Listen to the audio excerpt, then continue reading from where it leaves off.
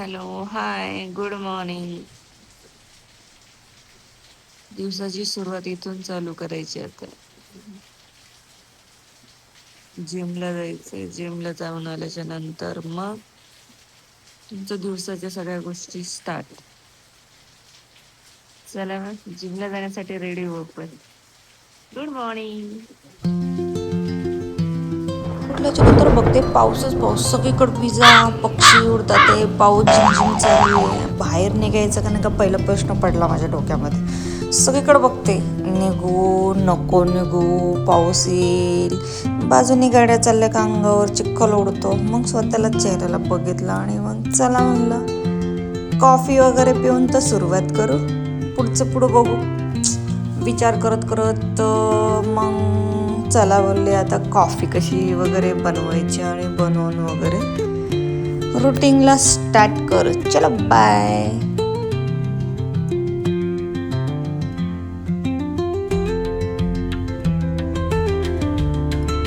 हाय, good morning. आज काय पाऊस उघडत नाही वाटतं. जिमला जाण्याचा पहिला प्रश्न, पावसामध्ये जायचं म्हटलं का अवघड. जाऊन येते.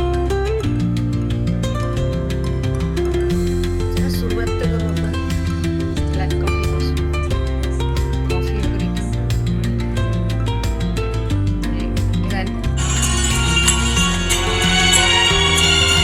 सुनते सुनते कॉफ़ी वगैरे बनाएंगे और मूड अच्छा सा बनाएंगे. मला कॉफी बनवताना गाणे ऐकायला खूप आवडतात.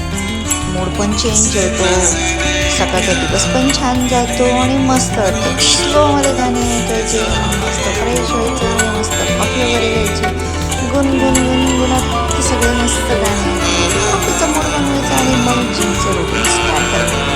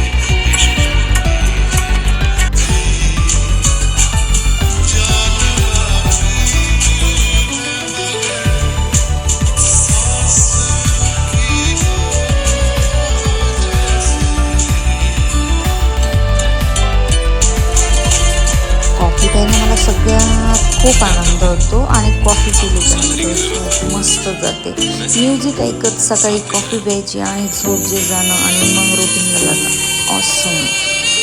तुम्हाला कॉफी प्यायला आवडते का? कमेंटमध्ये शेअर करा.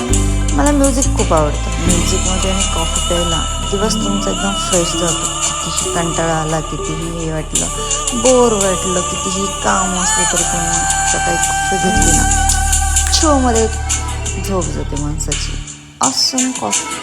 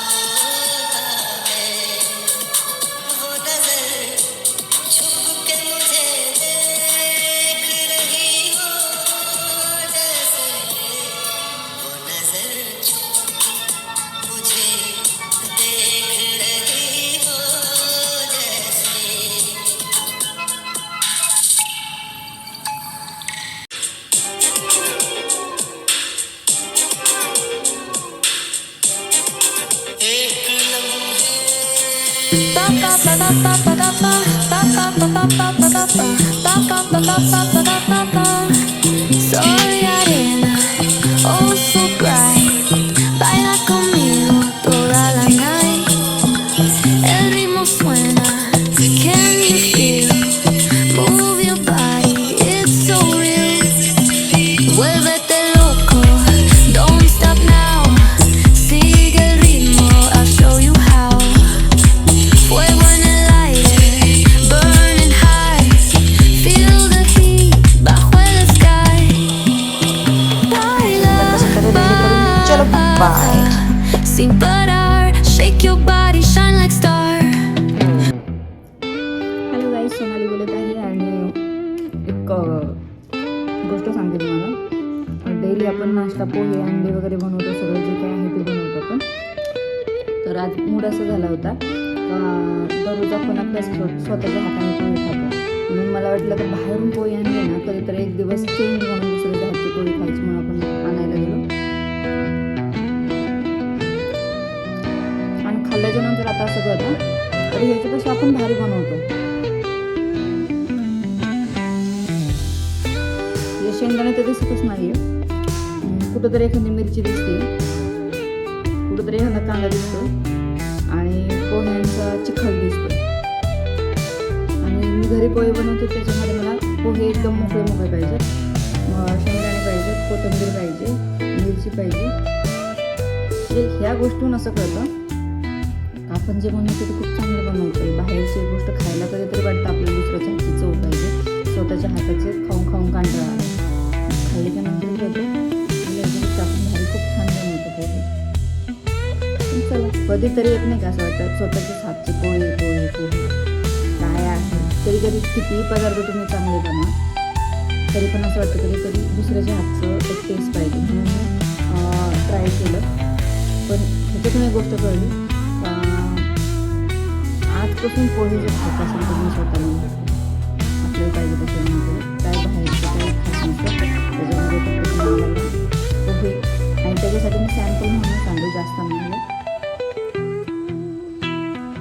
नॉर्मल आहे. पण तसं मी जिमवर डाएट करते तर ह्याच्यामध्ये गोष्टी काही नाही आहेत. पण कधीतरी हरकत नाही महिन्यातून किंवा 15 दिवसातून थोडंसं बाहेरची पोहे वगैरे खायला मी एन्जॉय करते. तुम्ही पण सांगा तुमचा डाव असा फसला आहे का जेव्हा आपण घरी बनवतो पण घरी बनवताना आहे ना हॉटेलसारखी चव येत नाही, किंवा दुसऱ्यांची जसं आपण बनवतो बघतो दुसऱ्यांच्या हातचे खाताना आपल्याला वाटतं आपल्यापेक्षा हे चांगले बनवतात, आपण आपल्या हाताने खायला काय म्हणजे बनवलेले कंटाळा करतो. पण खाल्ल्याच्या नंतर असं कळतं का रे आपण ह्याच्यापेक्षा भारी बनवतो का, पस्तावा येतो कधी कधी. असं तुम्हाला होतं का? कमेंटमध्ये सांगा. मेट्रोमध्ये फिरणं सगळ्यात भारी वाटतं कारण हे सगळं जग आणि निसर्ग सगळं दिसतं. एकदम छान पावसाचं वातावरण.